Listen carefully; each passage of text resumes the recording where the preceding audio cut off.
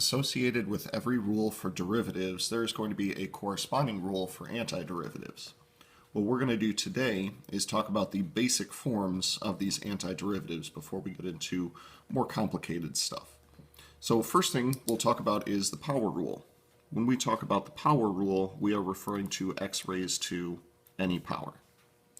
If I were to differentiate this according to the power rule, I'm supposed to do two things. I'm supposed to multiply by the current power, then reduce the power by 1. I'm going to write that out as a two-step process. So multiply by power,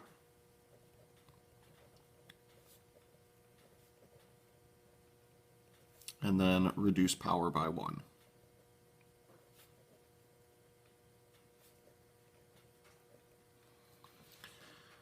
Now that means for an antiderivative, I need to come up with whatever the opposite rules would be for that.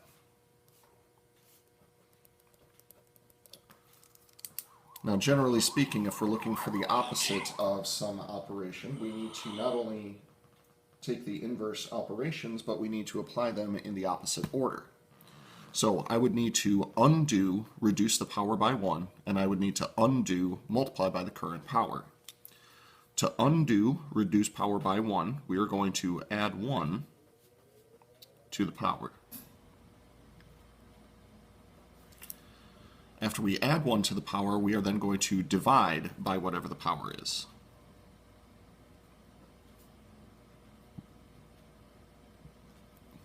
Or multiply by the reciprocal of the power. So adding 1 to the power is going to give us x raised to the n plus 1 power, divided by whatever the current power is. That would be n plus 1. And to make it the most general antiderivative possible, you can add c to that, where c represents a generic constant. Now, anytime you're interested in checking an answer for an antiderivative, it's simply a matter of take the derivative of that thing and see if you wind up getting the original function. To demonstrate the power rule a couple times, we'll start nice and slow. F of x is equal to 8x cubed plus 3x squared. We're going to find the antiderivative of this function. Now, the same rules that we had for constant multiples as well as sums and differences, those still apply to antiderivatives just like they would apply to derivatives. So for an antiderivative, what we're going to do is ignore the constant multiples and the plus signs and just worry about the x cubed as well as the x squared. So according to the power rule, the power goes up by 1, and we divide by the new power. Power goes up by 1, and we divide by the new power. And just as a quick check, if I were to differentiate x to the 4th over 4, I would get 4x cubed over 4. That would be x cubed. Differentiating x cubed over 3 would be 3x squared over 3. So we're all set there. Then, because we've taken an antiderivative, I'm going to include my plus c at the end. And then reduce these fractions as much as possible.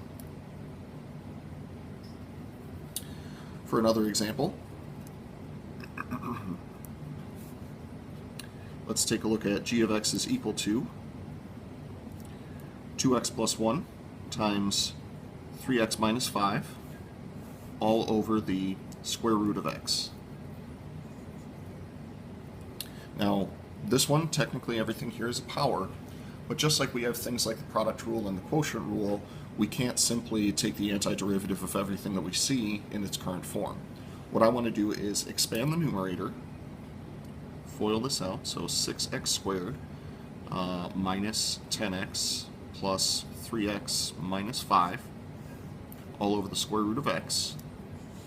A little more algebra, we'll combine some like terms. This will be 6x squared minus 7x minus 5 divided by, and since we've been doing this for basically all of Calc 1 so far, we'll express the square root of x as x to the 1/2 power.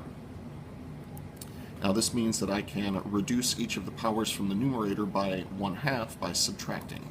So this will be 6x raised to the 3/2 power minus 7x raised to the 1/2 power minus 5 raised to the, 5 times x raised to the negative 1/2 power. Now that everything kind of looks like the previous example with some constant multiples and sums and differences, we're ready to anti-differentiate. So we'll call this capital G of x is equal to the 6 and the 7 and the 5. We're just going to kind of ignore those, and we'll worry about the powers themselves. So x to the 3/2 power, the power goes up by 1. 3/2 plus 1 would be 5/2, and we divide by the new power. X to the 1/2, the power goes up by 1, and we divide by the new power. For x to the negative 1/2 power, power goes up by 1, and we divide by the new power. Now you'll notice that we just divided by a bunch of fractions, so let's go ahead and simplify each of those. Division by 5 over 2 is the same as multiply by 2 over 5. 2 over 5 times 6 over 1 will be 12 over 5, x to the 5/2 power. Minus. Division by 3/2 is the same as multiplication by 2/3. 7 times 2/3 will be 14/3. Division by 1/2 is the same as multiplication by 2, so we'll call that minus 10, x to the 1/2 power, and we'll tag on that plus c at the end. Boy, we just barely fit that on the page, didn't we? Oh well, nice work.